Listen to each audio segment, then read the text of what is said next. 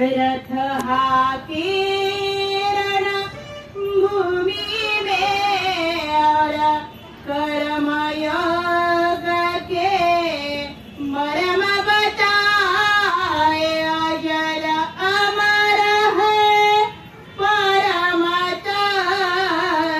तत्वयु काया के सुख दुख समझाए सखा सारथी शरणागत के सदा पितपाल हरे दीन दयाल हरे कृष्ण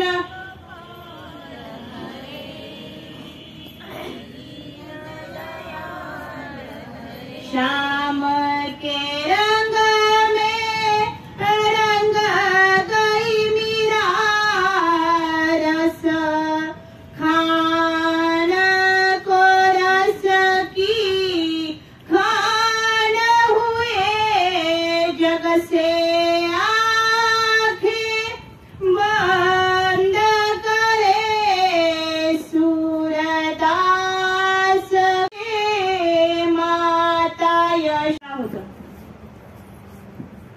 तो भजनामध्ये टाळी वाजवतो. म्हणजे आपण जीवनामध्ये आरोग्यशास्त्राच्या दृष्टीने जर विचार केला तर आरोग्यशास्त्रकार सांगतात की तुम्ही जर टाळी वाजवली तर 80,000 रोग बरे होतात. कशाने? फक्त टाळीने. आणि आपण टाळीची टाळाटाळ करतो. देवाच्या दरबारात आल्यानंतर टाळी वाजवली पाहिजे. कम से कम इथे आल्यानंतर अध्यात्माच्या दृष्टीने सोडून द्या पण आरोग्याच्या दृष्टीने तरी टाळी वाजवली पाहिजे का नाही? म्हणून सर्वांनी एकदा टाळ्याचा गजर करून त्या भगवंताला आपण या ठिकाणी श्री गोपाल श्री दत्तात्रय महाराज की जय, श्री चक्रपाणी महाराज की जय. लाडक्या बहिणींचा आवाज येत नाही बरं का? थोडस आता तुम्हाला या महिन्याचा पगार नाही आला याचं कारण असं की आपण भगवंताकडे दूर होत चाललो. पगार आल्यामुळे भगवंतापासून दूर गेल्यामुळे पगार नाही आला की आपले चेहरे काही लोकांचे पडलेले येतात. म्हणजे पगार नाही आला त्यांचे. आज पगार तुम्हाला पडेल पण कधी? जेव्हा तुम्ही भगवंताचा आदर करणार, भगवंताला आवाज देणार आहात. म्हणजे जेंट्स मंडळी आपण थांबा. आमच्या लाडक्या बहिणींचा आवाज बघू द्या एकदा. श्री गोविंद प्रभू महाराज की जय. त्यांना पगार येत नाही पण तुम्हाला आवाज बघायचा का त्यांचा? श्री दत्तात्रय महाराज की जय. तुम्ही किती आत भाऊ तुम्ही काही पुढे जाऊ शकत नाही तुम्ही. असं सर्वज्ञ श्री चक्रधर महाराज या ठिकाणी अनंत ब्रह्मांड नायक या जगाचा जगकर्ता, जग उद्धार करता, जग पालन करता, निर्गुण निरामय असलेले परमेश्वर सगुण साकारून या भूतलावर अवतीर्ण होणं, जीव उद्धरणाचं व्यसन ज्या माझ्या साधन आणि साध्यदात्याला आहे तो माझा साधनदाता मुख्य करून ज्या अधिष्ठानावर आपली सर्वांची अप्रतिम अशी श्रद्धा आहे. उद्धव गीतेमध्ये भास्कर भट्ट बोरीकर म्हणतात सह्यांचळाचे चुळके दयाचे प्रभामंडळ फांके तो श्रीदत्त ललाट फळके नमस्करितो. असे विविध 857 असल्या ओव्यांचा असलेला श्रीमद उद्धव गीतेमध्ये दत्तात्रय महाराजांचं वर्णन त्यांनी अतिशय सुंदर प्रकारे केलेलं आहे. आणि म्हणून आपल्या सर्वांची जेव्हा पाटण सांगलीचा इतिहास बघितला गेला तर 300 वर्षापूर्वी श्री दत्तात्रय महाराजांनी ज्या जागेचा अभिमान घेतला ज्या विशेषाने आणि 300 वर्ष तुम्ही आम्ही तर नसतो पण नाहीत पण अशी 300 वर्षाची परंपरा आणि 300 वर्षापासून ज्या जागेचा अभिमान घेऊन ज्या अधिष्ठानावर आपण आपली श्रद्धा भाव समर्पित करतो त्या अधिष्ठानाला प्रथमतः दंडवत प्रणाम करते. तसेच या ठिकाणी ज्यांच्या मुखार विंदातून आपण 9 दिवस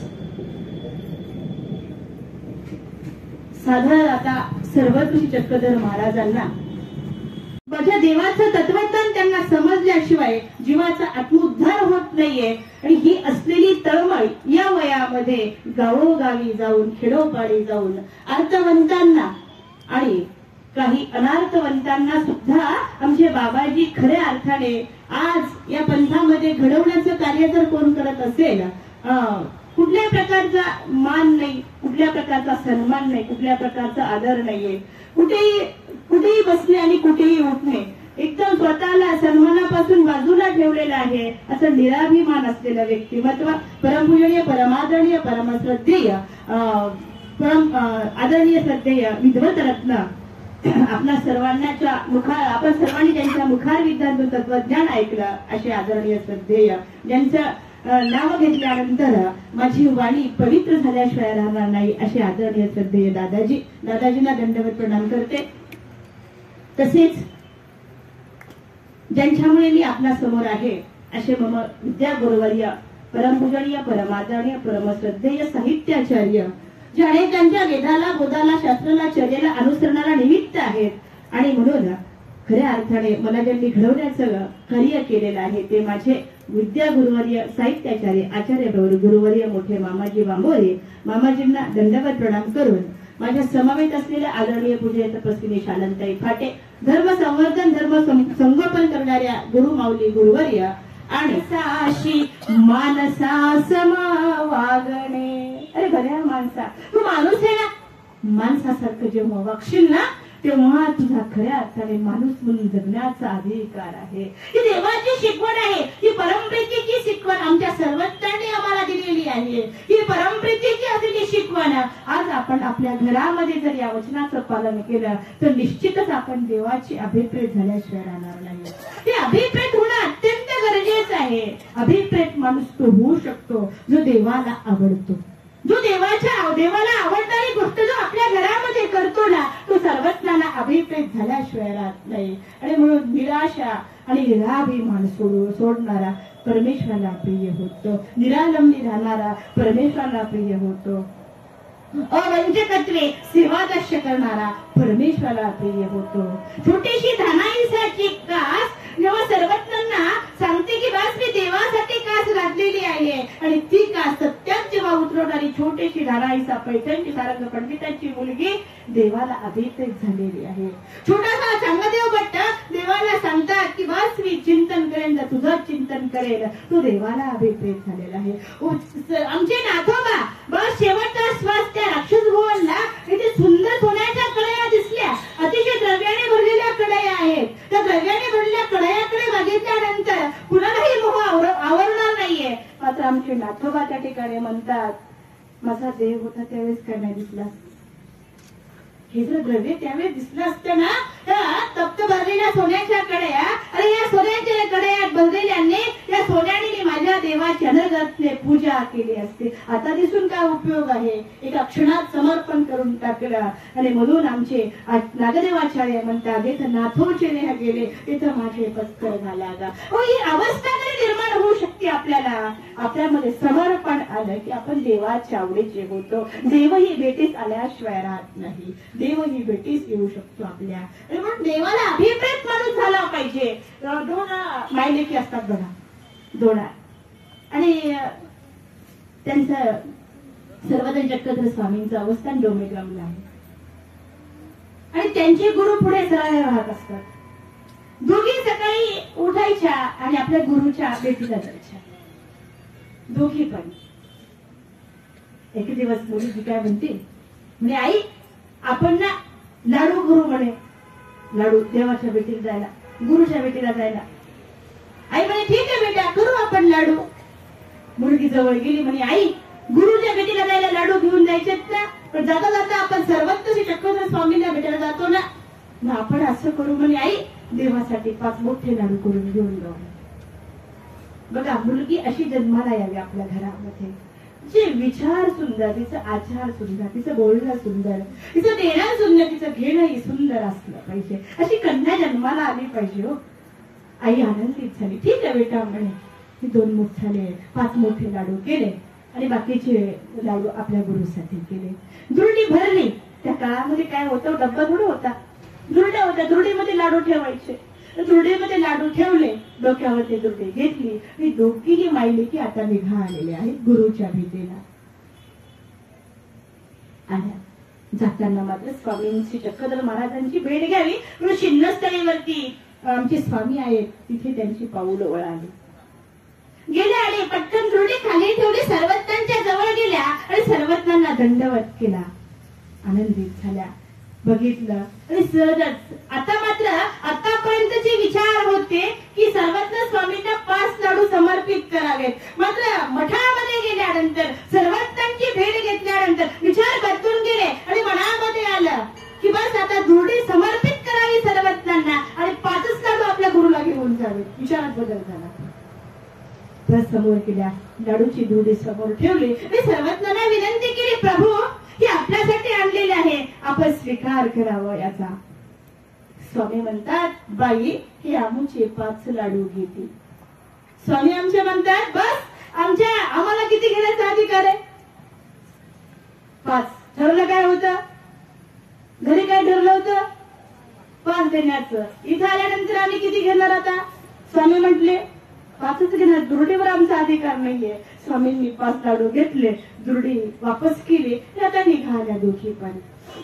निघाल्यानंतर मुलगी आश्चर्यचकित झाली. आई बघ ना म्हणे, काय हा देव आहे, काय या देवाचं आश्चर्य, कोसा असेल का सर्वज्ञ म्हणे.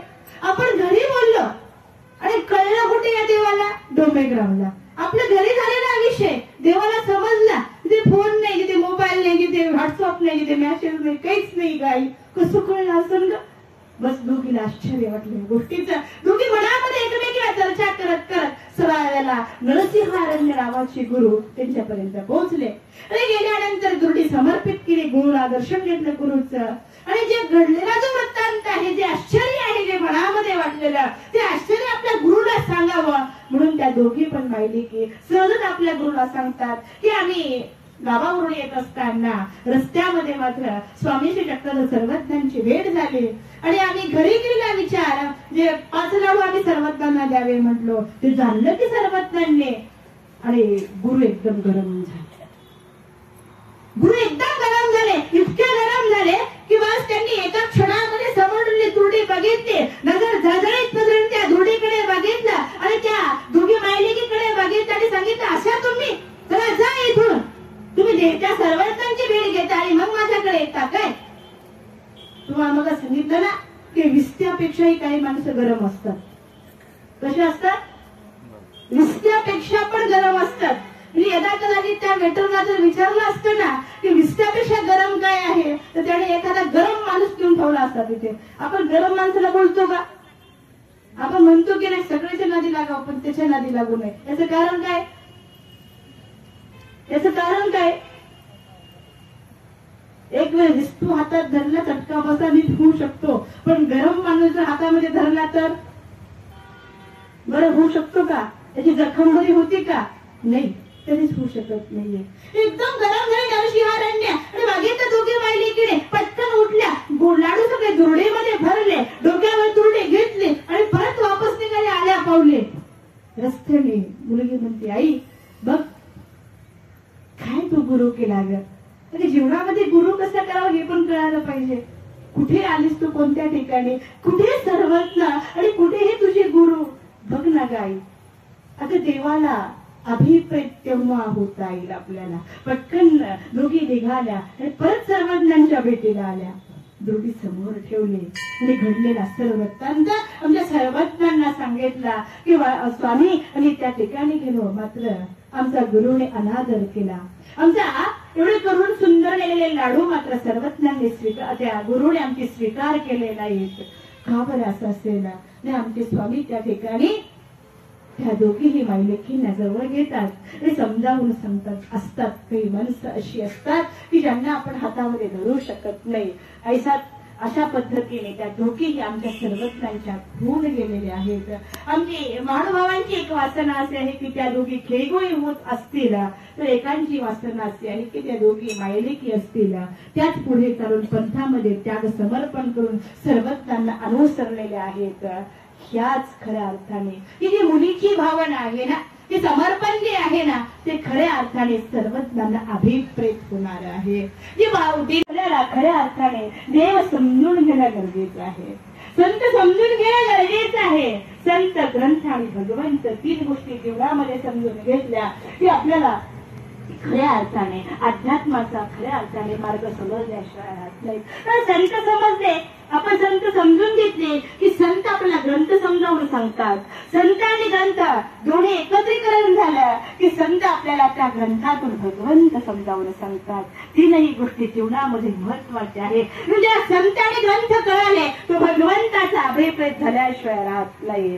असं अभिप्रेत होणं खऱ्या अर्थाने गरजेचं आहे. अतिशय कशी आहे तो ती अभिप्रेत झाली देवाला. जसा अभिप्रेत झाला कुठेच नाही गेला तो, मात्र सर्वांच्या दाराखाली गेला, अभिप्रेत झाला.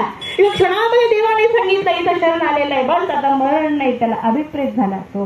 वाघिणीची पिल्ले सर्वांच्या मांडीवरती झाली, बस वाघिणीने बघितलं या क्षणामध्ये विसरून गेली. वाघिणीच्या पिल्लांच्या पाठीवरती हा विक्रय ठेवलेला आहे. देव म्हणाला उदास झालो मी, देव सोडी सगळे निघून मी तू काय थांबलास? काय म्हणला मी जेव्हा डांगरेच्याचं आत्मकथन केलं ना, म्हणता का बरं नाही म्हणत? बोला बोला, का नाही म्हणत? म्हणजे एखादा आपल्या घराचे सासरेच आहे आणि सासऱ्याच्या आवडीचं कुत्र आहे, मग तुम्ही त्या कुत्र्याला बोलू शकता का?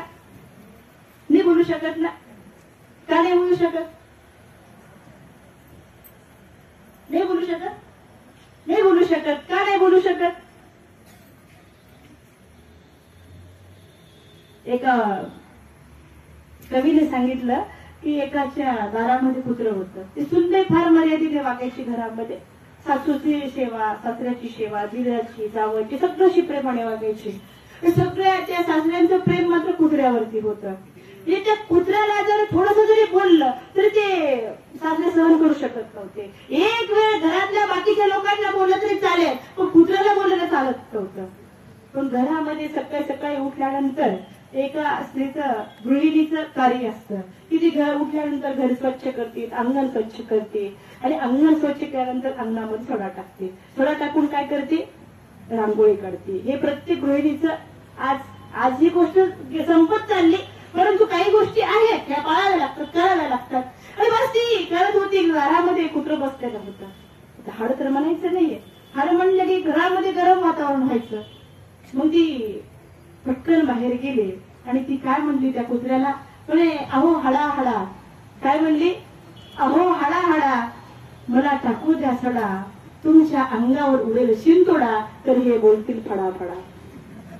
आणि कुत्र बाजूला झालं. त्याला पण प्रेमाची भाषा कळाली. कुत्र बाजूला झालं आणि मग तिने सडा टाकला, सुंदर प्रकारची रांगोळी काढली. त्याही पेक्षा भाग्यवान डांगरेश आहे. स्वामी म्हणाले उदास झाले आणि निघून गेले, सगळे रक्तवाणी निघून गेलेली आहे. स्वामी म्हणते तुला नाही कळालं का? तर त्याला तो डांगरेश काय म्हटला असेल? अरे प्रभू, सगळी माणसं मला हाड म्हणतात, सगळी माणसं मला हाड म्हणतात. मला शेतकरी इमानदार कुत्रा म्हणतो, सांभाळतो, मला सांभाळ करतो तो, परंतु त्याच्या शेताची राखण व्हावी म्हणून सांभाळ करतो. स्वार्थ आहे त्या शेतकऱ्याचा, स्वार्थ आहे. अहो घराच्या दरवाजा, आपल्या गेटच्या दरवाजामध्ये मला सुंदर घर बांधून दिलं, जाळीचं घर बांधून दिलं लोकांनी मला, मात्र तिकडे ठेवण्यात आलेलं आहे. त्याचं कारण असं आहे की बंगल्याचं रक्षण मला करायसाठी ठेवलेलं आहे. माणसं माझा वापर करतात. चिंतेजन बाबा खूप सुंदर म्हणतात की मला वाटते तुला नमावे डांगरेश राजा, मला वाटते तुला नमावे डांगरेश राजा, माणूस पण हे अडवे आले नमी तो कर गंजा. मला वाटतं तुला नमन करावा, पण मला माणूस की आळी येते रे, माझ्यापेक्षा तू भाग्यवान आहेस. तरी डांगरेश म्हणणारे सगळे लोक मला हळहळ म्हणतात. अरे कृतयुग गेलं, त्रेतायुग गेलं, द्वापारयुग गेलं, कलियुगात आज तुझ्या जवळ आलो आणि तू पण जा म्हणतोस. अरे ज्या सृष्टीमध्ये माझ्यापेक्षा माणूस भाग्यवान आहे, त्याला तू ज्ञान सांगतोस, त्याला तू प्रेम देतोस, त्याला सगळ्या गोष्टीने योग्य करतोस, त्याचा अनाधिकार नसतो, अधिकार निर्माण करतो, त्याला योग्य करून त्याला मोक्षापर्यंत घेऊन जातोस. मात्र आम्ही पशु पक्षी म्हणून जा म्हणतो का रे? आज मला जा म्हणतो. अरे जायचं तरी कुठे? माझ्यासारखी आम्हाला घरं नाहीये. पुढे बांधून ठेवलंय का आमच्यासाठी घर? पुढे आमच्यासाठी स्वयंपाक करून ठेवलाय का तिथे आम्ही जाऊन जेवण करावं? पुढे घर बांधले का घरामध्ये जाऊन आम्ही निवारा घ्यावा? कुठं जायचं रे सांग ना आता. अरे डांगरेशने एक क्षणात विचार केला. अरे सगळी माणसं जा म्हणतील त्यावेळेस ठीक आहे, पण देव ज्यावेळेस जा म्हणतो ना त्याच्या पाठीमागचं रिझन काहीतरी असू शकतं. काहीच नाही, आता जगण्यात अधिकार नाहीये. माणसं जा म्हटली तर या गावून त्या गावात जाऊन माणूस जगू शकतो, उदरनिर्वाह करू शकतो, पण देवच जा म्हणतो, आता करायचं काय? आणि पटकन विचार केला, सर्वज्ञांची श्रीमूर्ती बघून घेतली, पुन्हा बघायची नाहीये, पुन्हा देव दिसणार नाही, पुन्हा तो भेटणार नाहीये. कोणी पाहिला जन्म, कोणी पाहिला मरण, काही माहित नाही आपल्याला. आज बघून घ्यायची, मूर्त बघून घेतली, नमस्कार केला, आणि डांगरेश निघालेला आहे. निघाला डांगरेश पैठणला. स्वतः त्या ठिकाणी श्रीराम डांगरेश यांनी त्या ठिकाणी आत्मसमर्पण केलं. भक्त मंडळी परत आली. स्वामी विचारतात, तुम्ही सगळे आले, डांगरेश कुठे आहे? माझ्यासारखा एक जण म्हटला गेला असेल पोट भरायला. स्वयं म्हटले नाही, पोट भरायला नाही गेला, जा शोधून आणा. आणि शोधण्यासाठी गेलेले आहेत. शोधल्या त्या ठिकाणी डांगरेशाने त्या ठिकाणी स्वतःला संपवून टाकलं होतं. पटकन सर्वत्र जागेवरून उठले आणि त्या ज्या ठिकाणी डांगरेशाचं देह गेलं होतं तिथे सर्वत्र आमचे पोहोचलेले आहेत. पोहोचलेच नाही तर ज्याच्या स्पर्शात किती मोठी ताकद आहे, ज्याचा स्पर्श झाल्यानंतर 1000 वर्षाचं सुख मिळू शकतं. त्याचा स्पर्श अनेक वेळा झाला 10,000 वर्षाचं सुख मिळतं. तो स्पर्श आमच्या सर्वज्ञांनी डांगरेशांना केला आणि सांगितलं, तुमच्यापेक्षा ही सुने चांगली आहे, तुम्हापाशीवरी सुने, तुमच्यापेक्षा कुत्रा चांगला आहे. भक्तांच्या डोळ्यामध्ये अश्रू आलेले आहेत की आमच्यापेक्षा कुत्रा चांगला आहे. देव जा म्हटल्यानंतर त्या ठिकाणी स्वतःला संपून टाकलं. खरंच कुत्रा भाग्यवान आहे. आज तो सर्वज्ञांना अभिप्रेत झालेला आहे. तो देवासाठी मरता आलं पाहिजे, तेव्हा देवाला आपण अभिप्रेत होऊ शकतो. ही खऱ्या अर्थाने आपल्या चरित्रामध्ये दिसणारी अनेक पात्र आहेत. डांगरेशाई जिथे, बाईसा माता जिथे, महादाईसाई जिथे, औमाईसाई जिथे, नागदेवाचार्य जिथे, नाथोबाई जिथे, दायंबा आहेत. अनेक भक्त आहेत की सर्वज्ञांना अभिप्रेत झालेले आहेत.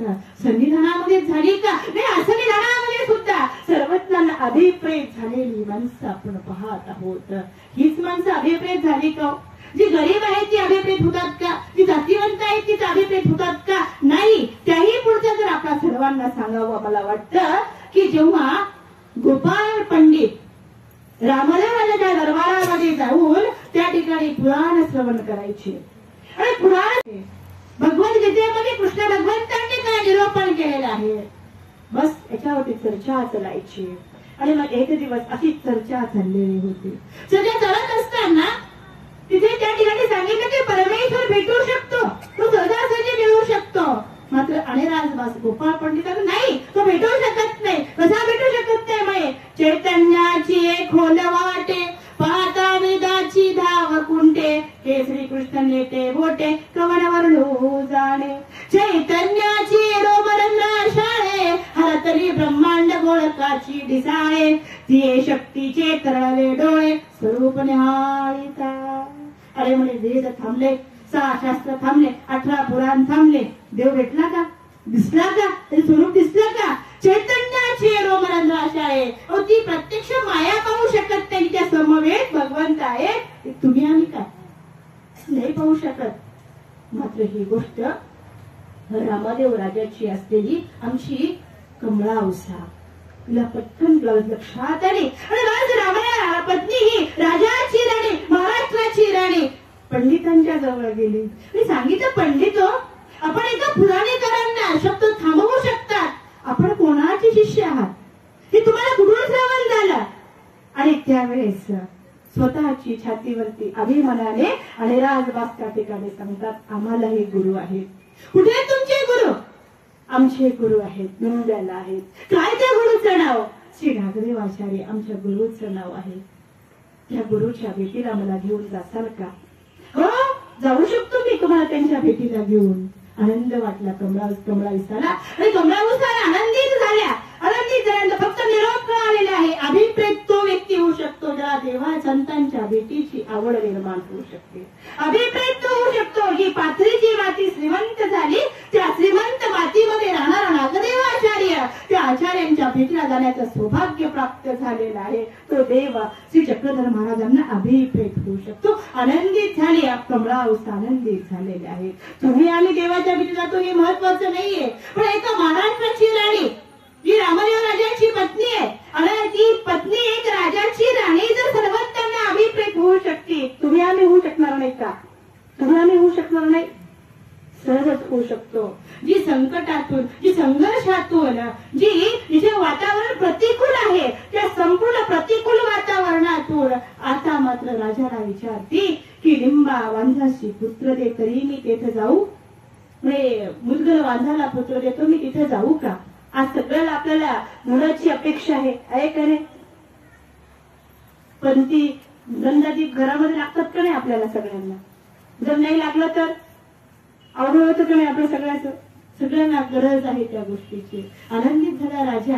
जर वांझ पत्नीला जर खऱ्या अर्थाने एखादं कन्यारत्न प्राप्त होत असेल तर जाण्याला हरकत नाही. आणि तयारी केली, निघालेले आहेत. अनेरांनी सुंदर पत्र लिहिलं आणि पत्रावरती सांगितलं आचार्यांना की आज आपल्या भेटीला महाराष्ट्राची राणी रामदेवराजाची पत्नी आपल्या भेटीला येणार आहे. आनंदित झालेला आहे, आनंदित झाला. पत्र हातामध्ये घेतलं, पालखीमध्ये बसल्या, अनेक लवाजमा सोबत घेतला आणि राजाची राणी तिथे पोहोचलेली आहे. आचार्य पाहतायत, पटकन पालखीतून उतरल्या, आचार्यांच्या जवळ गेल्या, दंडवत केला, नतमस्तक झालेले आहेत. आणि नसुद्धा नतमस्तक नाही झाल्या. हातातलं पत्र काढलं, हातामध्ये दिलं. आचार्याने पत्र बघितलं, त्याच्यावरती अरेराज बसांचं अक्षर ओळखलं, लक्षात आलं की हे आमच्या भेटीला आलेले आहेत. त्याच्यामध्ये लिहिलेलं होतं या भेटीलाच नाही आल्या तर महानुभावांचा उपदेश घेण्यासाठी आलेले आहेत. मला म्हणावंच वाटतं ही मराठी माझी भाषा महाराष्ट्र गाव आहे, ही मराठी माझी भाषा महाराष्ट्र गाव आहे. छाती ठोकून सांगतो मी महानुभाव आहे, छाती ठोकून सांगतो मी महानुभाव आहे. महानुभाव खऱ्या काय करू शकतात? त्यांच्या भेटीत इतकं मोठं सामर्थ्य आहे, त्या भेटीमध्ये एवढा मोठा आनंद आहे, त्या भेटीमध्ये किती परिवर्तन होऊ शकतं. आणि 4 दिवस राहिल्या. महानुभावांचा आचार, महानुभावांचा विचार बघितला, महानुभावांचं विजन बघितलं, महानुभावांची तपश्चर्या बघितली, दीक्षा विधीमधला गोडवा बघितला, अमृत बघितलं आणि होणारी चर्चा बघितली. विजनामध्ये गेल्यानंतरची चर्चा, विजनावरून आल्यानंतरची चर्चा, अनेक शास्त्र कथन श्रवण केलं. आणि श्रवण केल्यानंतर 4 दिवसाच्या भेटीनंतर कमळाऊसा आता म्हणतात आचार्य मी आपल्या जवळ परत येऊ. आचार्य म्हणतात राहू पाठवील तरी यावे. राजा पाठवा तर तुम्ही आमच्या भेटीला या. परत गेल्या. आता मात्र संसारामध्ये मन लागत नव्हतं, संसारामध्ये रुची संपलेली होती. जावं तर आचार्यांच्या संविधानामध्ये जावं, जावं तर परमार्गामध्ये जावं तर सर्वतरी चक्रधर स्वामी जरी उत्तरापत्य निघून गेलेले आहेत तरी सर्वज्ञानी आचार्यांसारखे गुरु आम्हाला दिलेले आहेत ना, त्या गुरुच्या संविधानामध्ये जावं. मनाची घालमेल होत होती. परत एकदा निमित्त केलं, आचार्यांच्या भेटीला आल्या आणि आचार्यांना म्हणतात आचार्य मला महानुभावांचा संन्यास द्यावा. सर्वज्ञांना अभिप्रेत तो व्यक्ती होऊ शकतो जेव्हा आपण नामधारक आहोत ना, बस हा नामधारकातच राहावं का आपण? उपदेश घेता एवढंच थांबावं का आपण? तुमचा मुलगा पहिलीच टाकला, तुम्हाला वाटतं का नाही त्याने 2री, 3री, 4थी, 5वी जावं? 10वीच्या नंतर तुम्ही त्याचं करिअर निवडता का नाही? त्याने सायन्स घ्यावं का आर्ट घ्यावं का कॉमर्स घ्यावं? विचार करतो पण आपण त्याच्या करिअरचा करतो आपण विचार का? भौतिक शिक्षणामध्ये माझं बाळ खूप मोठं झालं पाहिजे, त्याची वाढ झाली पाहिजे. भौतिक जीवनामध्ये आपण जर असा विचार करतो तर अध्यात्माने आपल्याला सुद्धा नामधारकाला विधानचं फळ लागलं पाहिजे. किती दिवस आपण नामधारकामध्ये राहणार? किती दिवस आपण नसुद्धा मंदिरामध्ये विडा समर्पित करणार? नाही, आपल्याला सुद्धा वेदाचं म्हणजे आवडीचं फळ लागलं पाहिजे, सेवेचं फळ लागलं पाहिजे, दास्याचं फळ लागलं पाहिजे, दानाचं फळ लागलं पाहिजे. सर्वज्ञ श्री चक्रधर स्वामीने गावोगावी परिभ्रमण करून तिथे अर्थवंताला दान देऊन खऱ्या अर्थाने महाराष्ट्रामध्ये जी स्थानं आहेत त्या स्थान वंदन करण्याचं फळ आपल्याला लागलं पाहिजे. चतुर्विध साधनाच्या भेटीचं फळ लागलं पाहिजे. तिथे थोर अधिकरण आहे, त्या अधिकरणाच्या भेटीचं फळ आपल्याला लागलं पाहिजे का नाही? वेदाचं फळ लागलं पाहिजे. नुसतं वेद होऊन चालेल का? नाही, वेदाला बोधाचं फळ लागलं पाहिजे आणि बोधाला अनुसरणाचं फळ लागलं पाहिजे. अनुसरणाचं फळ लागल्याशिवाय स्मरणाचं फळ लागत नाही आणि स्मरणाला खऱ्या अर्थाने चर्येचं फळ लागतं आणि चर्यावंताला देव भेटल्याशिवाय राहत नाही. म्हणून आपण खऱ्या अर्थाने तिथपर्यंत पोहोचण्यासाठी, अभिप्रेत होण्यासाठी कमळाऊसाला मात्र आता परत भेटीला गेली. आचार्यानंतर तुला संन्यास द्या. आचार्य म्हणतात नाही, मी तुला संन्यास देऊ शकत नाही. तू कोण्या घरची आहेस? एका राजाची राणी आहेस तू, मी तुला संन्यास देऊ शकत नाहीये. आचार्य आता मात्र प्रश्न पडला. कमळाऊसा एका स्त्रीच्या जीवनाला किती संघर्ष असतो बघा. स्त्री जीवन संघर्षमय आहे, फार संघर्षमय आहे. म्हणून सर्वज्ञांनी सगळ्यात पहिलं आल्यानंतर या भिन्नस्तरेवरती सर्वज्ञ स्त्रियांना स्वातंत्र्य देण्याची मुहूर्त मी रवली. याचं कारणच आहे की या अंधारामध्ये बांधलेला सर्व समाज आहे. खऱ्या अर्थाने तत्वज्ञानापासून वंचित झालेल्या स्त्रियांना सर्वज्ञांनी तत्वज्ञान सांगण्याचा पहिला अधिकार सर्वज्ञांनी त्या ठिकाणी आपल्याला दिलेला आहे. म्हणून आज आपण या सभा मंडपात आहोत. नाहीतर आपली काय लायकी इथे येण्याची? देवाने आपल्याला दिलेली ही गोष्ट बहाल केलेली गोष्ट आहे. त्यामुळे त्या ठिकाणी आता मात्र कमळावसाला प्रश्न पडला आणि कमळावसा पटकन येतात आचार्य. पण जेव्हा राजा मरण पावेल आणि भारतीय संस्कृती अशी आहे की राजा मरण पावल्यानंतर प्रत्येक स्त्रीला सती जावं लागतं. मलाही सती जावं लागेल आणि मला तर आत्महत्या करायची नाही, मला त्या ठिकाणी सती जायचं नाहीये. मग मी काय करू? माझं अनुसरण थांबेल ना? एक तळमळ देवाच्या भीतीची. राजा गेल्यानंतर मला सती जावं, माझं अनुसरण थांबेल याची दुःख तिच्या मनामध्ये. त्यावेळेस आमची आचार्य त्या ठिकाणी आमच्या कमळावसाला सांगतात की तुम्ही तुमचा आधी भाऊ चुकवावा, तुम्ही तुमचा पहिला कड तर चुकवा, बस पुढे जे होईल ते होईल, पुढे बघू आपण, तुम्ही प्रयत्न तर करून बघा. आणि गोत्याचं नव्हतं झालं. राणी घरी पोहोचल्या, राजा आजारी पडला, राजाचं निधन झालं. आणि ठरल्याप्रमाणे आता मात्र राजाचा मुलगा जो असतो तो जवळ आला आणि सांगतो अगं आई तयारी करतो, सती जायचं आहे. मुलगा सांगतोय ज्या मुलाला 9 महिने 9 दिवस पोटामध्ये वागवलं, ज्या मुलासाठी पथ्य स्वीकार केलेली आहे, ज्या मुलासाठी शृंगाराचा त्याग केलेला आहे, ज्या मुलासाठी स्वतःच अस्तित्व विसरलेली आहे, ज्या मुलासाठी स्वतःच सौंदर्य बाजूला ठेवलेलं आहे, तो मुलगा सांगत होता आई तुला सती जायचंय. डोळ्यात अश्रूंच्या धारा आल्या. नको रे, मला सती नाही जायचं रे, मला सती नाही जायचं. अगं इकडे सती जावं लागणार आहे. नाही रे बाळा, मला सती नाही जायचं सांगत होती. मोठ्याने आक्रोश करत होती, भगवंताचं स्मरण करत होती. माझा कुठलाही विलास चालला नाही. आणि त्यावेळेस स्वतःचा बाप जवळ आला, ज्याचं नाव महादेव राणा आहे. महादेव राणा जवळ आला आणि सांगितलं अगं वेडे, तू माझी मुलगी आहेस, राजाची पत्नी आहेस. अगं जेव्हा पतिराज गेलेले असतात तेव्हा पत्नीला सती जावंच लागतं. हा प्रोटोकॉल आहे त्या काळाचा की व्यथा बंद करून चालणार नाहीये. आता ही प्रथा, ही रूढी आहे, परंपरा आहे, तुला जपावी लागेल, तुला जावं लागेल सती.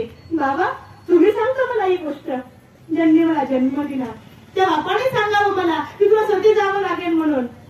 अगं वेडे, गोड तव खाई दे, कडू तव सांगीचे. अगं गोड डाळा संसार म्हणून खाल्ला, आज तुला सती जाण्याची वेळ आली, आज तू नाही म्हणतेस.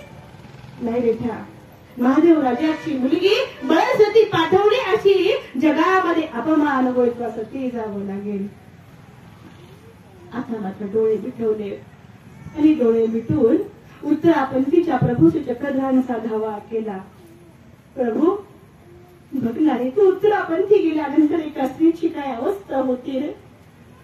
आणि तू स्वातंत्र्य दिला आम्हा स्त्रियांना, जगण्याचा अधिकार दिला आम्हा स्त्रियांना. तू होता तोपर्यंत ठीक होत रे, पण तू आज उत्तरापंथी गेलास ना, बघणं काय अवस्था चाललीये. तू गेलास आणि इथे सती जाण्याची वेळ आली रे. इथे मुलगा ही कोण सांगतोय तुला सती जावं लागेल, इथे बाप ही कोण सांगतोय तुला सती जावं लागेल म्हणून. प्रभू खा गेलास तुझ्या उत्तरापंथी, खा गेलास. म्हणूनच तुझ्या संविधानामध्ये 22 आत्मसमर्पण केलं रे. अरे हे संबंधी इतके नातेवाईक इतके त्रास देतात ना, ते जगण्याचा अधिकार ठेवत नाही ना. म्हणूनच महादाईसाने त्या वाराणसीला गेल्यानंतर तिलांजली देऊन टाकलेले, सगळ्यांचे तिलांजली देऊन टाकलेले. आज लक्षात आलं रे माझ्या ही गोष्ट, आज लक्षात बघ ना. अरे आता उत्तरापंथी तू तरी रक्षण कर माझं, वाचवलं मला या गोष्टीतून. आणि तेवढ्यामध्ये मुलगा जवळ आला आणि मुलगा जवळ आल्यानंतर सर्वज्ञांना अभिप्रेत व्यक्ती कोणता होऊ शकतो हे खऱ्या अर्थाने प्रात्यक्षिक उदाहरण जर असतील ना तर ती आमच्या कमळाईस आहे, कमळाऊस आहे. बस लक्षात आलेलं आहे. आता कुणीच वाचवू शकत नाहीये. एका शिळेवरती उभी राहिली आणि त्या राजाला भरसभेमध्ये सांगितलं त्या मुलाला, अरे मी प्रभू श्री चक्रधरांची शिष्य आहे, मी महानुभावांचा उपदेश घेतलेला आहे. अरे मला महानुभावांची संन्यास दीक्षाविधी घ्यायची आहे. मी संन्यास जर घेतला तर माझं तर भलं होईलच होईल, पण संपूर्ण गोत्र कुटुंबाचं भलं झाल्याशिवाय राहणार नाहीये. मी तर उद्धरेलच, पण माझ्यामुळे तुझाही उद्धार होईल हे लक्षात ठेव बाळा. नाही तुला जमेल ना, नाही तुला मला तुला वाटतं ना मी संन्यास येऊ नये म्हणून, मी जाऊ नये म्हणून, तर तुझ्या दारातला जो उंबरा आहे ना, त्या उंबऱ्यामध्ये ठोकरा खाऊन राहील रे, पण मला आत्महत्या करायची नाहीये. तू कणाजरी तिला नजरेने खाईल राजा, पण मला पाठवू नको रे सती, पाठवू नको मला सती. मी भगवंताचं स्मरण करून तुझ्या दारामध्ये शेवटचा श्वास घेईन. एक आई याचना आपल्या मुलापुढे मागत होती, मात्र आवाज आला, धरा उचला आणि लोटा. तिकडून मोठ्याने आवाज आला. राजाचा आदेश आल्यामुळे, राजपुत्राचा आदेश आल्यामुळे पटकन शिळेवरती उभी असलेली कमला उसाला त्या ठिकाणी पटकन त्या ठिकाणी त्या चितेमध्ये ढकलून गेला. श्री चक्रधर, श्री चक्रधर, श्री चक्रधर नामाचा ध्वनी संपूर्ण परिसरामध्ये गुंजत होता. संपल्याच्या डोळ्यामध्ये अश्रूंच्या धारा होत्या. श्री चक्रधर म्हणून सतीत्र कमळा उसा गेल्या. मात्र 700-500 असलेलं गुरुकुळ आज मात्र निशब्द झालं होतं. आचार्यांनी आपल्या श्री मुखावरती फळुके घेतलेलं होतं. आज कोणीच रिक्षेला गेलं नव्हतं. आचार्यांच्या डोळ्यातही अश्रू आहेत. सगळं परिवार निशब्द बसलेला आहे. प्रत्येक जण प्रभूचं चिंतन करत होते. आणि एक जणांनी सहज प्रश्न विचारला, आचार्य, कामा ऐसे तळमळीते गेली तरी तयासी काही झाले. प्रभू श्री चक्रधरांच्या भेटीसाठी ज्या अनुसरणाची तळमळ जिच्यामध्ये आहे, देवाच्या भेटीची तळमळ जिच्यामध्ये आहे, जी सर्वज्ञांना अभिप्रेत झालेली आहे, आणि अशी तळमळीत जर जी गेलेली आहे, तिला काय होऊ शकतं? जरूर आचार्य या प्रश्नाची वाट बघत होते.